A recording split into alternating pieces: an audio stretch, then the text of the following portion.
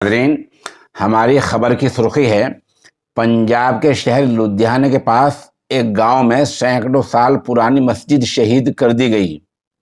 ملزموں کے خلاف مقدمہ درج۔ بڑی محنت کے بعد شاہی امام لدھیانہ کو مسجد کا قبضہ ملا۔ نائب شاہی امام لدھیانہ نے آج ہی گاؤں میں جا کر نماز ادا کی۔ شروع میں ہم آپ کو اس خبر میں وہ پرانی مسجد دکھائیں گے، پھر نائب شاہی امام کی وہاں موجودگی، نماز اور دعا اور لوگوں سے بات چیت کے چند فوٹوز دکھائیں گے۔ اس پوری خبر کو آپ دھیان سے سنیں۔ شروع میں ہم یہ آپ کو بتلا دیں کہ شاہی امام مولانا حبیب الرحمان صاحب لدھیانوی دامت برکاتہم اور ان کا خاندان ملت کے کام کے لیے ہر قربانی دینے والا خاندان ہیں اور مسئلے کو لٹکانے کے بجائے آگے آ کر اس کو حل کرنے میں وشواس رکھتا ہے، یقین رکھتا ہے۔ اب آپ پوری خبر سنیں۔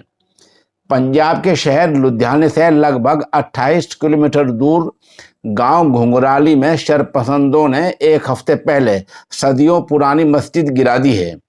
یہ مسجد JCB مشین کے ذریعے گرائی گئی تھی۔ اس معاملے میں 2 دن پہلے تک کوئی کارروائی نہیں ہوئی تھی۔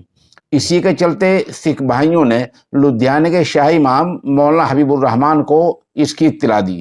شاہی امام کے دفتر سے SSP ہرپریت سنگھ کو فون کیا گیا تو پولیس حرکت میں آئی اور اصل ملزم سرجیت سنگھ اور جگدیش کے خلاف مقدمہ نمبر 189 میں زیر دفعہ 295، 427 اور 447 مقدمہ درج کیا گیا اور شاہی امام کے آدمیوں نے قانونی طریقے پر مسجد پر قبضہ حاصل کر لیا۔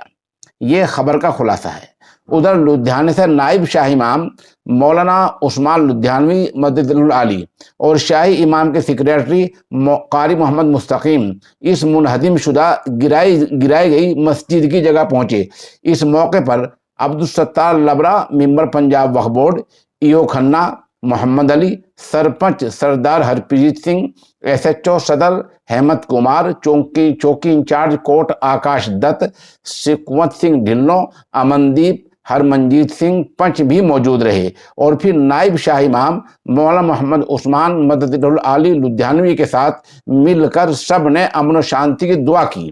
اس موقع پر نائب شاہی امام مولانا عثمان لدھیانوی نے کہا کہ اس طرح کے واقعے کو نظر انداز نہیں کیا جا سکتا، ملزموں کے خلاف سخت کارروائی کرائی جائے گی۔ انہوں نے کہا کہ وہ اس معاملے میں پنجاب وقف بورڈ کے چیئرمین جناب جنید رضا خان سے بھی برابر رابطے میں ہیں۔ سوشل انڈیا نیوز کے اس نامہ نگار نے نائب شاہی امام کو آج صبح تقریباً 8 بجے فون کیا تو انہوں نے بتایا کہ الحمدللہ قانونی طریقے سے شاہی امام کو اس کا قبضہ مل گیا ہے اور انشاءاللہ ابھی 2-4 دن بعد باقاعدہ اعلان کے ساتھ میں مسجد کا سنگ بنیاد رکھا جائے گا اور اب کوئی معاملہ نہیں رہ گیا ہے۔ جن لوگوں نے مسجد کو شہید کیا تھا ان کے خلاف مقدمہ درج ہو گیا ہے، ان کو جلدی گرفتار کر لیا جائے گا اور انشاءاللہ العزیز وہاں مسجد از سر نو تعمیر کی جائے گی۔ نائب شاہی امام نے یہ بھی کہا ہمارا بنیادی مقصد اور ہمارا نشانہ یہ ہے کہ پنجاب میں کیا بلکہ پورے ملک میں امن بھائی چارہ قائم رہے اور عبادت گاہوں کا احترام بنا رہے۔ یہ خبر آپ نے سن لی۔ چینل آپ کو پسند آئے تو سبسکرائب کر لیں۔